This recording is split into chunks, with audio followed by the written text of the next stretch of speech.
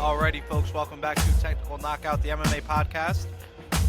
I'm your host, as always, Hussein, and today we're going to be doing a little bit of a special piece, a historical piece, if you will, on the lost art of dirty boxing. Now, this is directly inspired by Justin Gaethje versus Rafael Fiziev 2. You guys might be wondering why I didn't touch on it on the recap pod or the preview for this upcoming fight card, Vettori versus Dolidze. I usually recap the fights. I didn't talk about Gaethje and Fiziev, and that's because I was working on this piece about it. So it was an inspiring performance for sure from Justin Gaethje last weekend at UFC 313, or just at 313 if you're watching this in the future. He fought Rafael Fiziev to a hard-fought decision, and the difference in the fight from the first fight and the difference that made Gaethje win was his dirty boxing. Now, dirty boxing, if you guys aren't familiar, is a bit of an antiquated style in martial arts, or in mixed martial arts, I should say. It's a style that's unique to mixed martial arts, to MMA, because you can't really do it in any other sport. I mean, the only other option would be in Muay Thai, but still, in MMA, there's the threat of the takedown, and things like that kind of change the game, so to speak, as well as the biggest factor being the cage. But without further ado, let's get into it. So this was a significant fight for Justin Gaethje, not only because he teased retirement before it, but because this was a short notice replacement of a rematch. Somebody that he had beat a couple years ago in Rafael Fiziev, somebody who they had a very close fight with. A lot of people thought that Fiziev may have won the first fight. And Gaethje took this fight on short notice when he was supposed to fight Dan Hooker initially. Now, like I said, it was a very close fight, and Gaethje won by decision. This time it wasn't as close as the first because Gaethje utilized the tactics that we're going to highlight in this video. That being the craftiness and, veteran status that can only come with the amount of experience that Gaethje has had. He was able to grab single collar ties and punch Fiziev off of them. He was able to hit Fiziev a lot coming out of the break of the clinches. And it was just a great adjustment that Gaethje made from the first fight. And great utilization of what I would deem a lost art in martial arts, in mixed martial arts, which is dirty boxing. Dirty boxing essentially clutching the opponent or clinching with one hand and punching with the other. Sort of a clutch and punch, if you will, a play on what they do in boxing where you punch and then clutch. And it's called dirty boxing because, in boxing, it's dirty. You can't do that in boxing. The referee will break things up if you clinch for more than a couple of seconds at a time in traditional boxing. So it's dirty boxing. That's how we call it in MMA. Some great fighters have used this in the past, primarily being Randy Couture, Daniel Cormier, Josh Barnett, Diego Lopez. We saw use it against Sadiq Youssef not too long ago.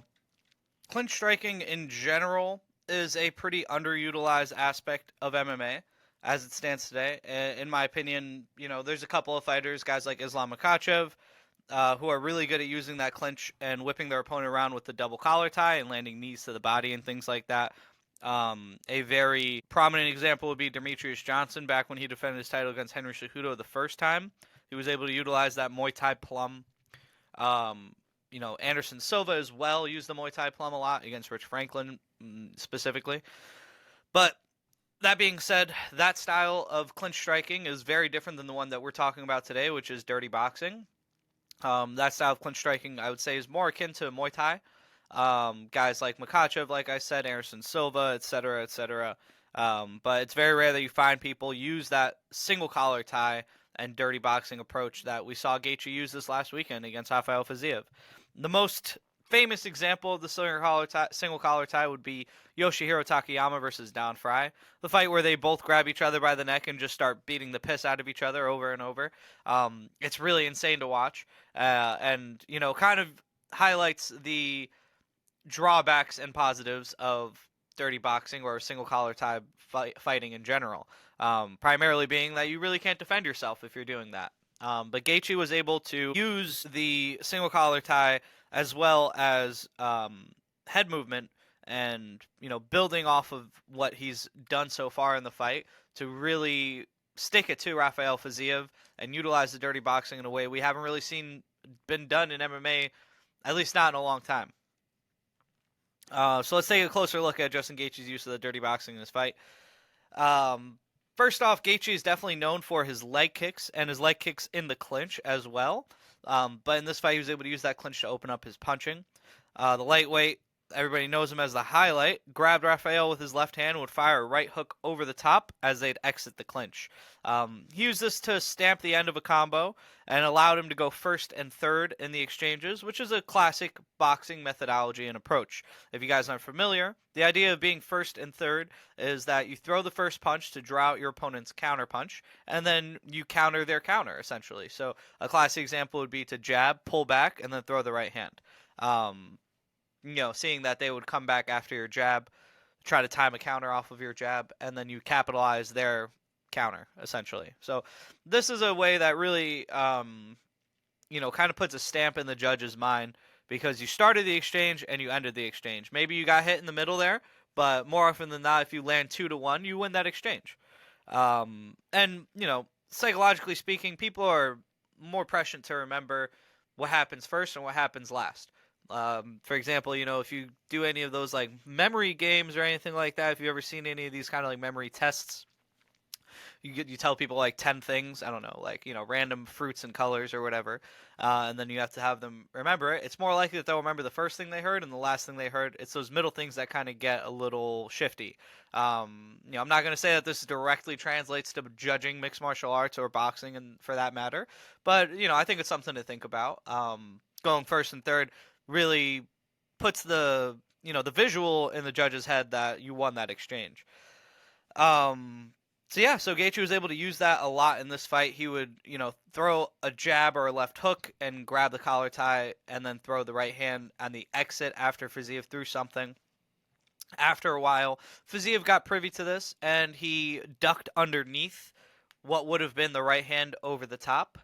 And this is where the ingenuity of Justin Gaethje in this fight really shined through, was that the next time that this exchange came about, he would grab the single collar tie, and instead of throwing the hand over the top, he threw an uppercut, and that's what dropped Fiziev in the second round and almost gave Justin Gaethje the finish. This kind of, marked the beginning of the end, so to speak, for Fiziev, as Fiziev tends to gas out at about the midpoint of the fight.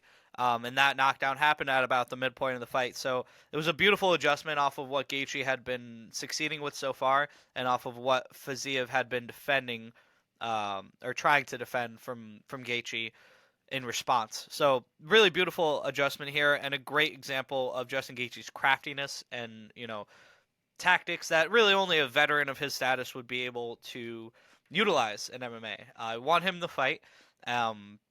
He talked about retirement before the fight, but I think now he's teasing more of a title run here, or a final title run against Islam Makhachev. I would love to see it.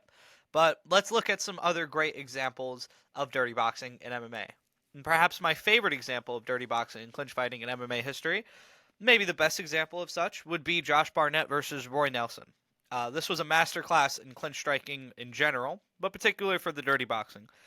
Josh Barnett, if anybody is unfamiliar, is a very talented grappler and a big heavyweight who had nasty elbows in the clinch and was really known mostly for his submission grappling and his catch wrestling style, but he had a very mean streak with his striking.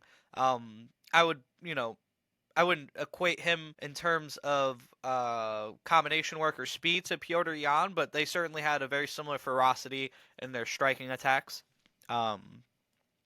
He might not be too familiar with people these days, but Roy Nelson at the time was a fan favorite. He was a big dude. His name was Big Country. Big old belly, big old overhand right. And in his back pocket, he had a black belt in American Jiu-Jitsu, which he utilized mostly in the beginning of his career. Towards the end of his career, he was more known for his big power and his chin. He had a legendary chin.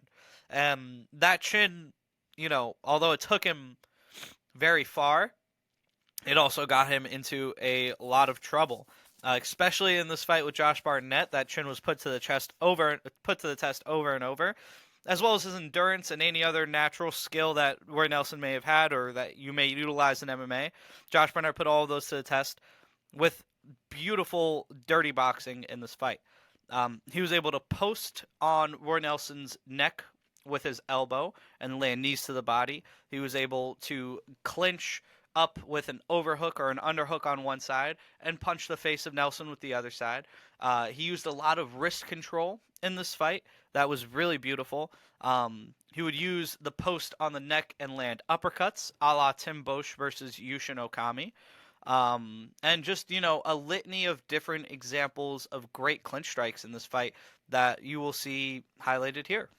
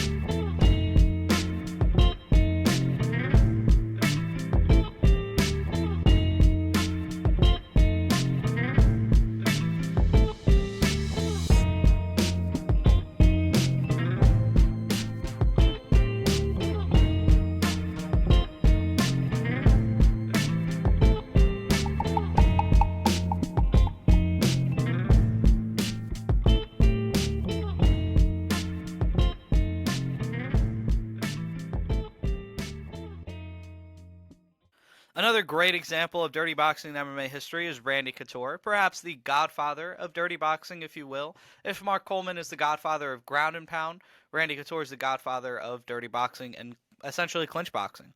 I think the best example, though, of dirty boxing in Randy's career would be his fight against Gabriel Gonzaga. It was his first title defense of his 5th title reign. That's right, he had 5 title reigns. If you haven't read up or watched Randy Couture's fights or his career, I highly recommend you go back and do that.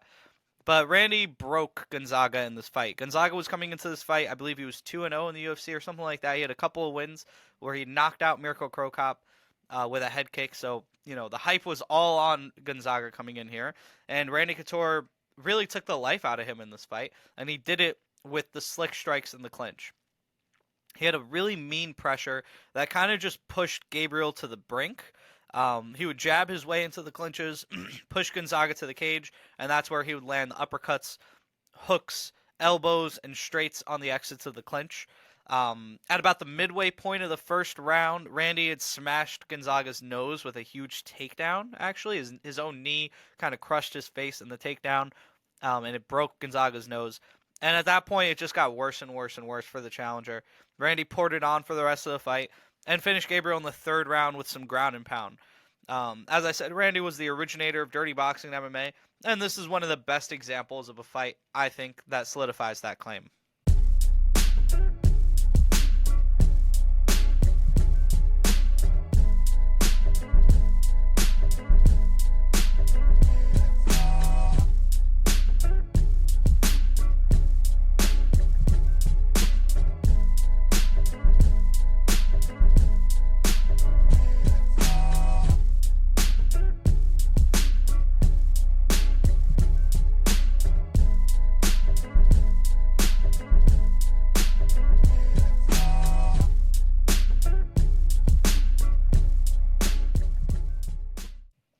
Another great example of dirty boxing is Daniel Cormier's heavyweight title-winning performance against Stipe Miocic.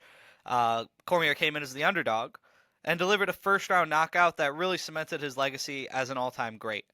He achieved this knockout solely through the use of dirty boxing. He didn't have much success in any other facet of the fight, really.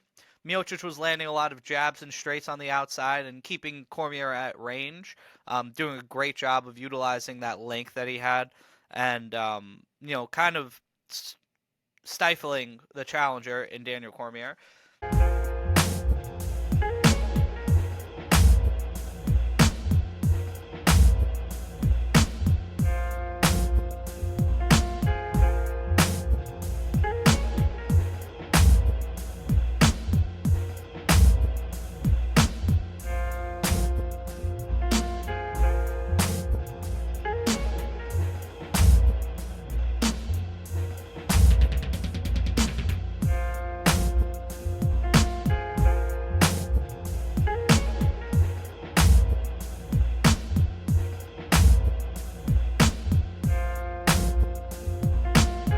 Cormier, adjusted to this well, being trained with guys like Cain Velasquez, who was also a big proponent of dirty boxing. Cormier would crash into the pocket, grabbed an overhook on the left side, switched it to an underhook, and then blasted this big overhand right on the break of the clinch. It sent the champion to the canvas. DC followed it up with some great ground and pound and was crowned the new heavyweight champion of the world that night. Now, all these examples, the ones that I've highlighted, are kind of similar in a way that they are all done with heavyweight fighters. This is a tactic that we really see mostly in heavyweight or big man fights. That the reason being is that the clinch in general is a very big man heavyweight style of fighting. We see, if you guys are familiar with wrestling in general, like collegiate wrestling, folk style wrestling, the big guys tend to do a lot of upper body takedowns, Greco-Roman style takedowns, etc. It's very rare that you see a big guy shoot for the legs. So a lot of these guys that come into the sport from wrestling, Daniel Cormier, Randy Couture, Josh Barnett, they're used to those more upper body attacks. So the clinch striking, the dirty boxing may feel a little bit more natural to them. I think this makes Justin Gaethje's performance against Rafael Fiziev even more special, considering that he was able to use these kind of big man tactics at a smaller weight, where we usually praise big men for using smaller man tactics at a bigger weight. It was unique. It was kind of interesting to see that script flipped here. Dirty boxing, although it's not very easy on the eyes, is an incredibly effective tactic when used in the right circumstance. And more importantly, it's a tactic that's really unique to MMA. There's only a few tactics like that. Ground and pound being the most prevalent, of course. There's no other sport that you can get on top of somebody and punch them when they're on the ground. Thanks to the cage and the threat of wrestling, dirty boxing is something that we really only see in MMA. If you're fighting in Muay Thai or Lethwei, the other two prominent martial arts where clinch fighting is really even allowed or even encouraged, in Muay Thai, you're much more likely to throw knees or elbows because you're not afraid of a guy going for a takedown, catching a leg, or going for a takedown, or ducking under your elbow and getting a double leg. And in Lethwei, you can throw headbutts, and the headbutts are really effective in the clinch, especially. So, both of those sports where clinch striking is prominent part of the sport, dirty boxing is not utilized. The other, elephant in the room is that MMA is done in the cage typically. And Lethwei and Muay Thai are mostly done in a ring. You can't hold somebody against the ropes of the ring for long, More often than not, they'll fall through the ropes or, we'll be able to bounce off of them. In MMA, the cage doesn't give you that comfort. You can kind of grate somebody against the cage even and hold them there and land those uppercuts, land those hooks, land those elbows and straights that Randy Couture, Josh Barnett, etc., would all utilize and, use that dirty boxing. We've seen several championships and high-profile fights won using dirty boxing, as I just showed you through those examples. And I'm happy Justin Gaethje gave us a reason to kind of stroll down memory lane and discuss this unique technique over the years. Yeah, thank you so much for watching. I mean, it was kind of fun for me to break down this, I would say, forgotten art in martial arts and mixed martial arts of dirty boxing. And I hope you guys enjoyed watching it and listening and checking out the highlights as much as I enjoyed making it. Thank you very much, y'all. I appreciate you. And you guys have a lovely day. Peace out.